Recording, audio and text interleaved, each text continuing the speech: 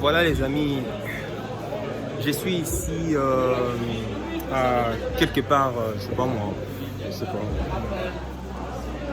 Là, ici, on fait du réseautage en fait, du réseautage, plusieurs entrepreneurs. C'est Jérôme. Oui, c'est Jérôme. Andorra. Et qu'est-ce que tu penses en fait de ces networking en fait? Très très bon. Très, très bien. Et tu es déjà une habitude, tu as déjà l'habitude. Des networking, oui. Oui, Ici, ici. c'est la première fois, mais c'est un très bon networking en Belgique. Et Belgique. En Belgique, oui. Et en quoi est-ce que c'est important pour un entrepreneur dans une société de pouvoir vraiment, comment on appelle ça, participer à ces événements? Alors, en fait, aujourd'hui, ça se passe de manière très festive et très amicale et donc très ouverte.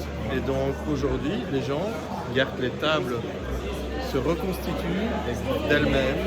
Et aujourd'hui, on peut échanger avec les affinités qu'on a avec les autres participants. Exactement. Et aujourd'hui, Je viens voilà. de rencontrer. Mais on va parler pour la bière. Hein. À la Parce que tu bière, travailles avec ouais. les brasseries, j'ai bien saisi. Voilà. Ouais. Et donc, toi, tu es youtubeur? Non, pas youtubeur. Influenceur? Non, pas influenceur. Je suis dans le digital marketing. Digital. Je fais Tu du feras e-commerce. tu feras coupage. Non, il n'y a pas de souci, moi je suis naturel. Ouais, moi Donc, aussi. parce que Mais l'entrepreneuriat. donc, ici, c'est très bien. En fait, tu as rencontré des belles personnes, des bonnes entreprises. Et en fait, il faut avoir l'ouverture d'une mentalité en Belgique qui est différente d'ailleurs. C'est la mentalité wallonne. Tu n'es pas à Bruxelles, tu n'es pas à Arlon, tu n'es pas à Namur, tu n'es pas à Liège, tu es à Warem. Mais ce qui, en fait, te met des liens très forts, beaucoup plus qu'ailleurs. Tous les gens ici qui sont aujourd'hui vont faire des affaires. Ça, c'est garanti. Donc voilà. Merci beaucoup. du Allez, moi je vais partage. faire pipi. Ah, déjà. Je vais, Ok. Ça, comment, je vais laisser ça. comment on dit en Afrique, je vais faire pipi derrière l'arbre. Un truc comme ça. Suba. Nakeko Suba. J'adore l'Afrique. Ok, ça va. Ok les gars, vous avez vu. Donc en fait, comme je le disais, en fait, l'entrepreneuriat en fait est en fait c'est un chemin, c'est un voyage où l'on se sent vraiment seul, très très très seul. Et vraiment rencontrer des gens qui partagent tes douleurs, qui partagent tes frustrations, avec qui vous partagez hein, vos douleurs, vos frustrations, vos tips. Quand je dis tips, c'est des astuces, des anecdotes, des expériences. Tu vois, ça fait vraiment du bien parce que l'heure de rien, hein, toi tu es assis, tu crois toujours que oui, mon patron se fait beaucoup d'argent, c'est pas normal, pourquoi est-ce qu'il se fait beaucoup d'argent, ce genre de trucs, il devrait plus payer ses salariés, tu es consort. Mais Joe, est-ce que tu sais la galère que ton patron est en train de traverser? Tu vois la personne qui est calme là, et tu es consort, peinard, souriant, peut-être même une belle voiture, tu es consort. Et d'ailleurs, je vais te dire, la majorité des entrepreneurs n'ont pas d'argent. Hein. En tout cas, les 5 premières années, 10 premières années de leur activité, c'est la galère. La galère. Et cette galère, on sait tous que dans le monde francophone ne sponsorise pas, ne soutient pas, comment on appelle ça, le monde francophone ne soutient pas comment on appelle ça, la mentalité entrepreneuriale. Donc on le sait. Donc à partir du moment où tu te lances, toi-même regarde toutes les blocages au niveau de l'administration, au niveau du juridique, au niveau de la fiscalité que tu auras. Oui, je fais juste un petit message que tu auras dans le but de pouvoir te décourager. Alors ici, on vient, on se partage des astuces, des tips qui vont nous permettre vraiment de pouvoir exceller dans nos différents domaines. Donc voilà.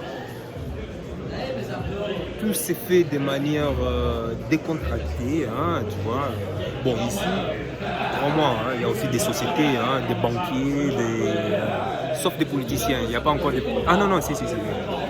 Il y a un grand politique, mais bon, c'est un peu spécial. Bref.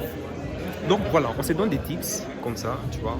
Comment optimiser sa fiscalité, comment profiter de certaines niches qui vont nous aider à à pouvoir exceller, scaler dans nos business. Et aussi, ben voilà, comme on est entre nous, si tu as un menuisier qui est là, qui fait affaire, et tu as une autre personne qui vient de lancer, par exemple, ses produits éco en e-commerce, eh ben, tu imagines, elle est en train de chercher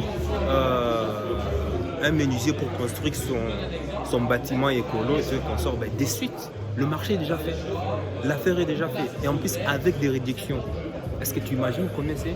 Et justement, moi, ce qui m'intéressait ici, c'est parce que j'ai un projet, mais dont je ne veux pas encore en parler. J'ai investi dans un projet et alors j'avais besoin des partenaires qui vont me donner certains tuyaux pour commercialiser le produit. Donc voilà, on est ici, Pena. Bon, je vais te faire visiter le lieu, je ne vais pas te faire visiter le lieu parce que c'est déjà... Tu vois, c'est un décor vraiment... tu vois, le décor est vraiment magnifique.